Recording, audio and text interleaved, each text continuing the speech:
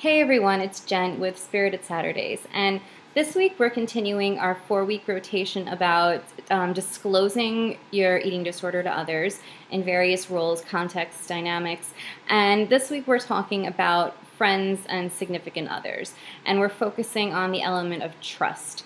So I wanted to kind of explore what it was like to, or what somebody might need who is telling somebody, and what somebody might need who is being told, what each of those people might be looking for, and in regards to trust, because and this is like applying to friends and significant others, so you'd have to kind of tweak it depending on what role that person played in your life, but to generalize, this is incorporating both.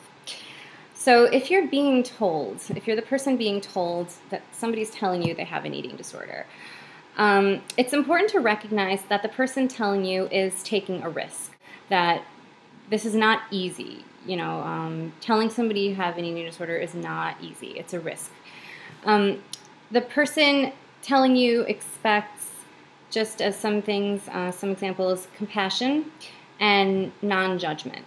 That person telling you will not be helped by comments about her body or his body.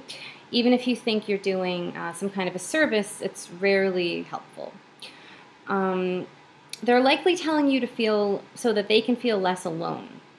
And they might want someone to help them see that there's no reason to be ashamed. So they might be trusting you in that sense not to judge them or not to play into their shame, and to validate their feelings.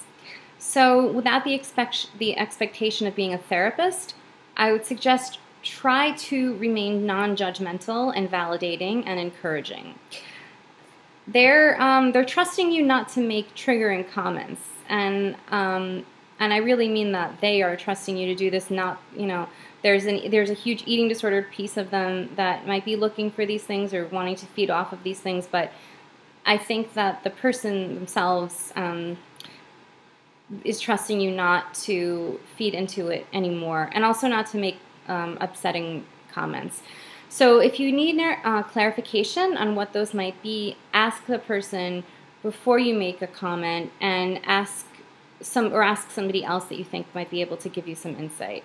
So often triggering comments come in the form of things like, "But you look healthy," "You look great," "You look fine," or any comments on weight or looks or numbers, or commenting on what they're eating or not eating, among other things.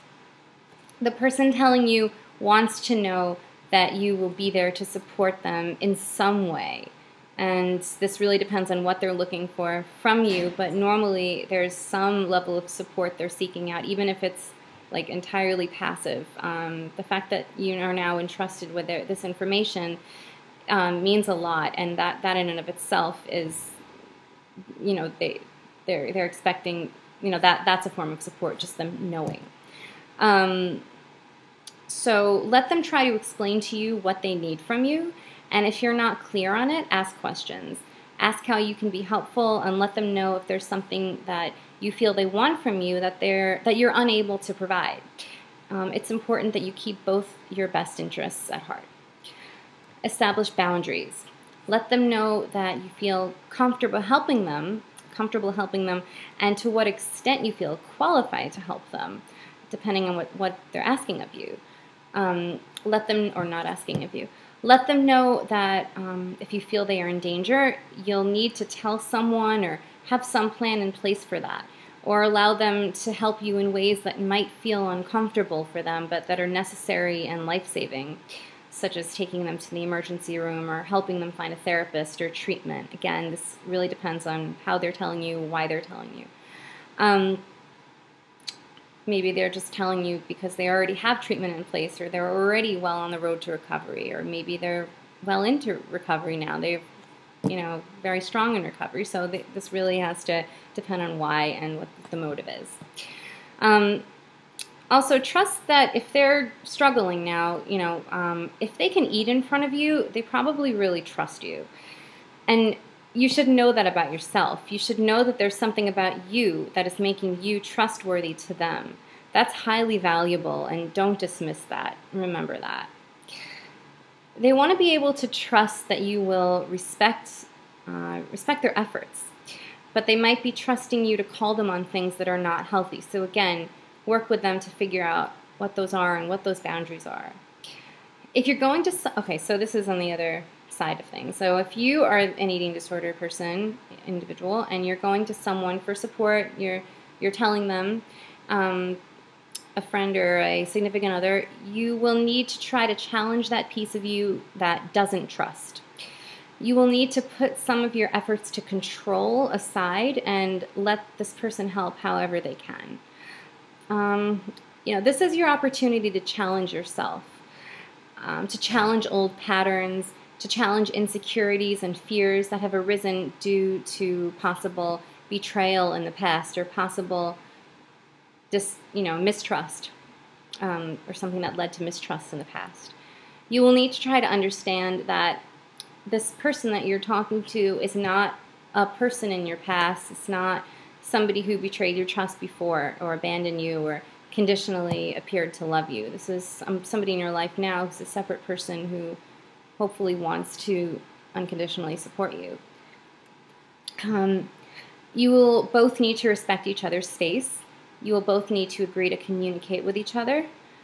You will both need to understand that if you tell a significant other and that person decides to leave or not be close to you anymore, if it's a friend or a significant other, that it's about limits. It's about their and your limits. People have limitations, and it could be healthy or unhealthy, but it's not about their capacity to care about you. Sometimes somebody who cares a lot might not feel able to go on being in your life because they are too scared. And so in an ideal world, their care would keep them there. Of course, they would maybe work through some of their own fear and stick by you no matter what. But if they go, it doesn't make them bad people, and it doesn't make you weak or too much or too difficult. You just never know what kinds of issues they have that are preventing them from being able to stay, and you don't know what maybe the eating disorder is flaring up in you and them that's making it too difficult to go on having this relationship. But again, don't personalize that, because that really is the illness, not you. I don't think, ask yourself what you would say if you weren't in the illness. What kinds of things would you say? I mean, what kinds of problems do you think you would have in relationships? And they would probably be really different than the kinds of problems you're having now. They would probably be like authentic problems, not symptoms, not, manifestations of an illness. They would probably be something else that would be maybe a little more clear, or maybe a little more rational and easily understood. So again, this is not personal if that happens. So if you're telling somebody, know that you're putting yourself out there and know that you're risking. Be proud of yourself for just doing that regardless of the outcome. So, if somebody trusts you, allows themselves to feel exposed, that's something, that's a lot. And, if all you can do is listen without judgment, and that's the best you can do a lot of the time. That will make the person feel understood and validated. So, if you would like to chime in where you can relate, that's fine, that's great, and always offer hope. So those are the lessons that I continue to take with me, is just always offer hope no matter what, no matter how bad the person is struggling, badly they're struggling. And that's what they're trusting you to do, I think, in the end, is like they're trusting you no matter how bad things get, to stick by them and to always have faith. And, anytime I've had a friend who's struggling really, really badly and really had lost all faith in themselves, you have to continue to trust and to let that person know that you have faith in them and that you have hope for them. They're trusting you to do that on some level. They're trusting you not to give up on them when they've given up on themselves. It's huge. If you're being trusted with the knowledge of someone's eating disorder, try to be as unconditional and compassionate as possible. Also protect yourself. If you have an eating disorder as well, really protect yourself and create boundaries that feel necessary for you and for them. Trusting about an eating disorder can bring people closer, and it can create pain as well. But if you can be a light for that person with respect for your boundaries and not taking away from your own needs, then that person will be ultimately grateful for you, and you will have given them a gift.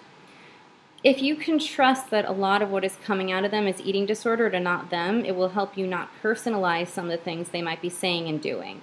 But that takes a lot of patience. Patience is a huge part of trust, for better or worse. If you can trust to stay with them in the long haul because you know them and you know how they can be without their eating disorder, then try, be as supportive as you can within reason. And when or if they are doing well in recovery, you can embrace the aspects of them that you know and love that are separate from the eating disorder.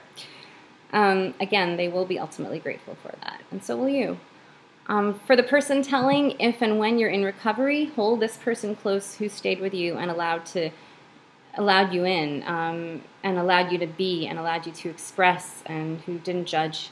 When you're struggling, try your best not to let the eating disorder make judgment calls for you, judgment calls about the person, about the relationship with that person. Try to retain the knowledge that this person cares about you and is acting out of care, and speak up for yourself and try to figure something out if they're doing something that, however inadvertently it might be, is not helpful.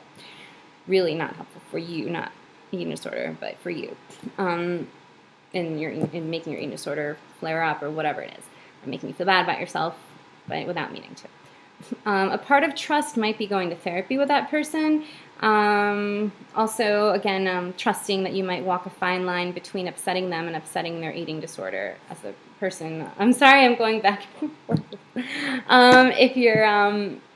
If you're being told, then you want to make sure you got to trust you walk a fine line between upsetting them and upsetting their eating disorder. And again, seeking out help for yourself might help clarify that, and just having that communication with them as open as you can.